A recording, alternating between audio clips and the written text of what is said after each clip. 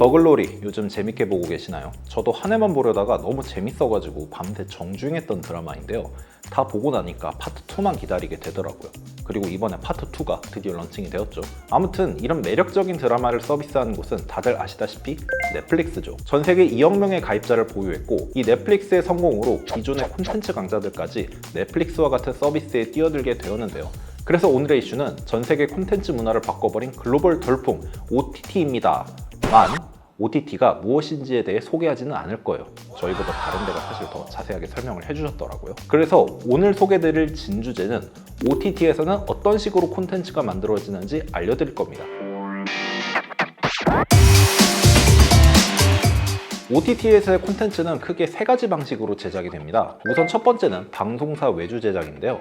이건 OTT가 등장하기 전에도 가장 널리 쓰인 방식이에요. 방송사가 제작사에게 콘텐츠의 제작을 의뢰하면 제작사가 방송사에 공급을 한 다음 이걸 OTT에 판매하는 방식으로 우리가 넷플릭스 같은 서비스에서 볼 수 있게 되는 건데요. 스카이캐슬이나 부부의 세계 같은 종편이라던가 지상파에서 방영된 드라마들이 대표적입니다. 기본적으로 IP, 그러니까 지적재산권을 방송사가 보유하고 있기 때문에 OTT에 판매하고 발생한 수익은 방송사에 귀속이 되고요.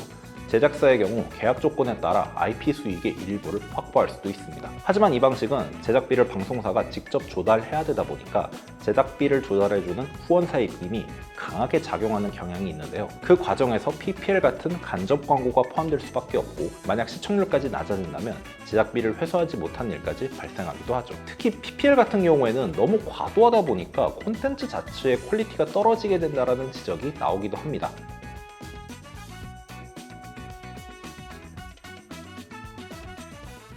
두 번째는 글로벌 OTT 외주 제작 방식입니다. 최근 OTT가 제작의 주체로서 떠오르기 시작하면서 나타나게 된 방식인데요. 이건 OTT가 제작사에게 콘텐츠를 직접 의뢰해서 제작을 합니다. 우리가 아는 오징어 게임이라든가 수리남, 킹덤 이런 콘텐츠들 기억하시나요? 다 OTT에서 글로벌 외주를 통해 제작한 콘텐츠들이에요. 기본적으로 OTT가 제작비를 지원하기 때문에 제작사는 PPL 같은 제작비의 압박에서 어느 정도 자유롭고요. 특히 넷플릭스 같은 경우 제작사나 감독에게 큰 자율권을 부여하기로 유명하죠. 그래서 기존 드라마들과 달리 후원사의 눈치를 보지 않고 콘텐츠를 제작할 수 있기 때문에 양질의 콘텐츠를 제작하는데 기여를 한다는 그런 평가를 받기도 하는 방식입니다. 게다가 넷플릭스 같은 경우에는 우리나라뿐 아니라 전 세계에서 사용하는 서비스죠.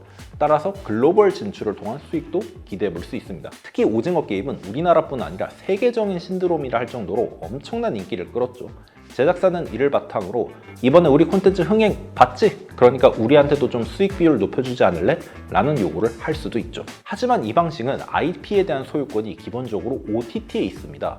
그래서 아무리 크게 성공을 한다 하더라도 수익의 대부분은 OTT에 돌아가게 되어 있는 거죠.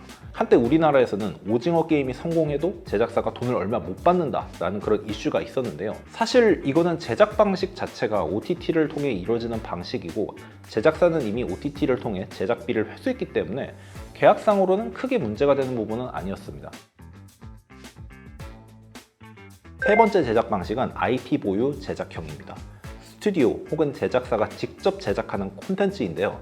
제작사가 직접 제작비를 조달해서 제작을 하고 이를 방송사라든가 OTT에 판매하는 형태입니다. 대표적으로 화다맨 픽처스의 미스터 선샤인, ENA의 이상한 변호사 우영우를 들 수 있죠. 이 방식은 제작사가 기본적으로 IP를 보유하고 있기 때문에 다양한 방법으로 수익을 창출할 수 있습니다. 하나의 OTT에 묶이지 않고 여러 곳에 판매를 할 수 있다는 장점이 있기도 하고요. 게다가 OTT에서 발생한 수익의 상당 부분도 회수할 수 있기 때문에 성공한다면, 나아가서 우영우처럼 대박을 친다면 제작자가 지속적으로 콘텐츠를 제작할 수 있는 그런 원동력을 제공하기도 하죠. 하지만 기본적으로 제작사가 직접 제작비를 조달해야 되기 때문에 소규모 프로덕션이 꿈도 꾸기 있는 방식이고요.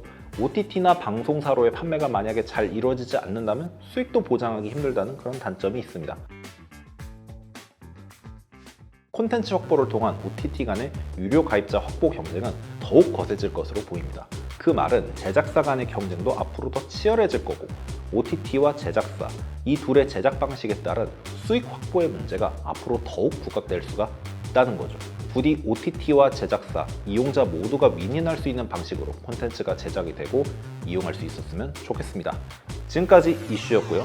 티맥스 채널 구독과 좋아요, 알림 설정까지도 부탁드립니다. 그럼 감사합니다.